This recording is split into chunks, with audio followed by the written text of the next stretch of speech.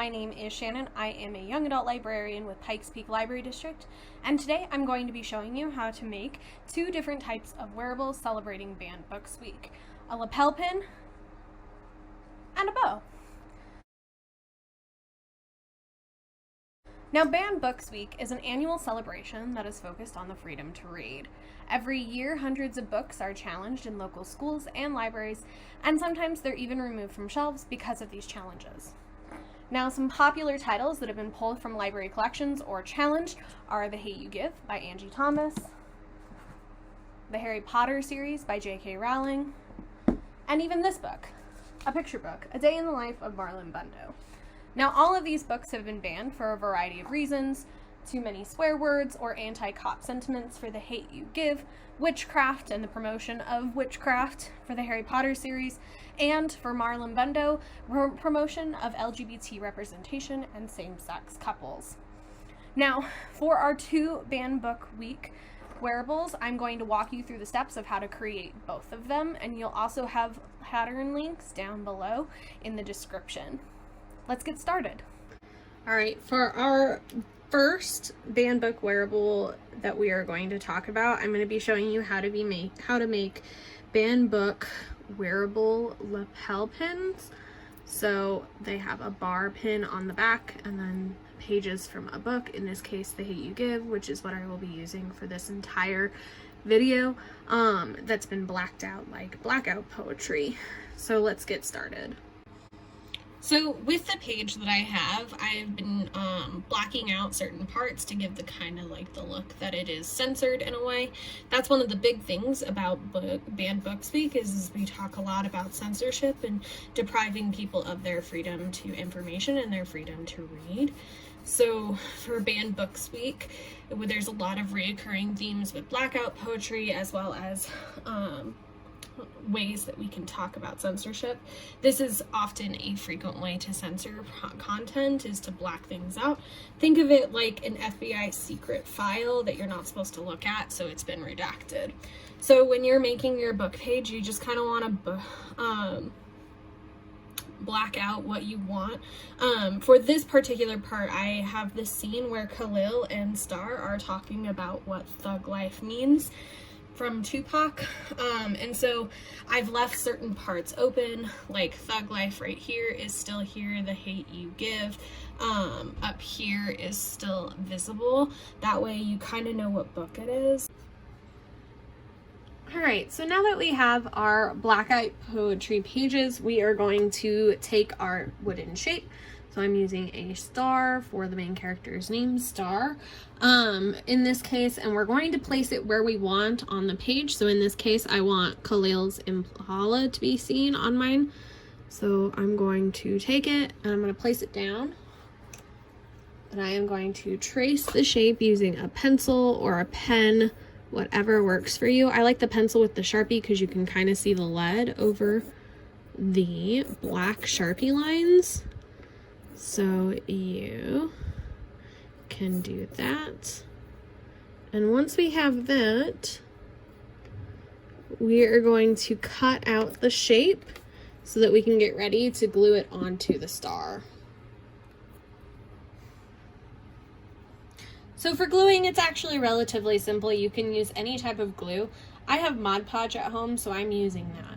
Now, Mod Podge is a type of decoupage glue, which is really good for sealing things like book pages and other things like that. I'm using Q-tips because I don't want to wash a paintbrush, and I can toss the Q-tip when it's done.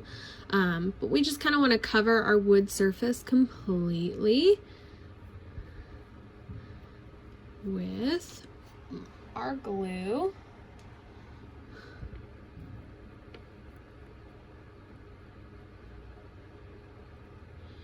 And then once that's all set, we're going to line up our star with what we want. So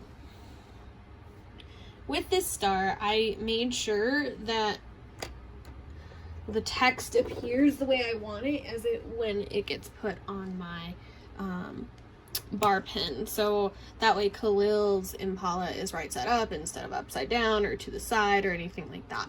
So just keep that in mind when you're tracing your shapes, especially if you have a non-traditional shape or something that isn't very symmetrical, like a star. And we're going to place our shape that's been cut out on the wood. We're gonna smooth it out, and we're gonna let it dry like this. So then it's done. When it's done, it'll be a nice blackout poetry type page.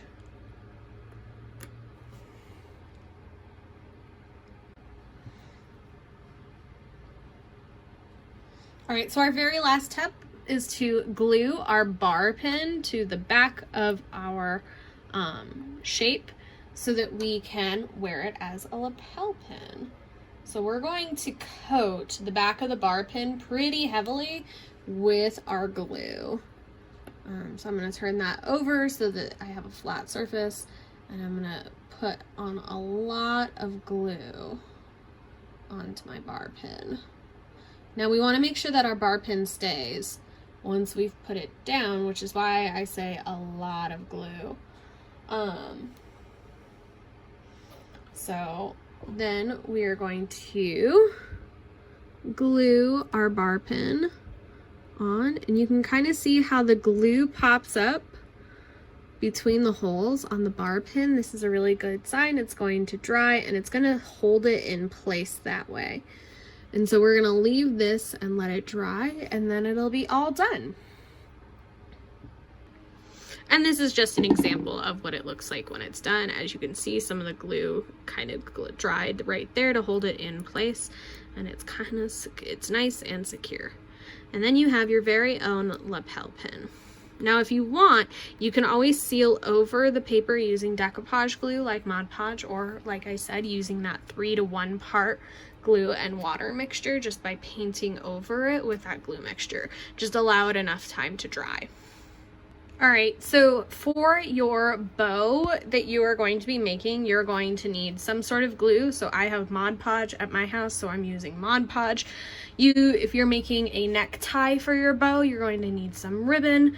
You'll need some scissors, and if you're making a hair bow, you will need one of these, which is one of those little clip things that you can use with your hair.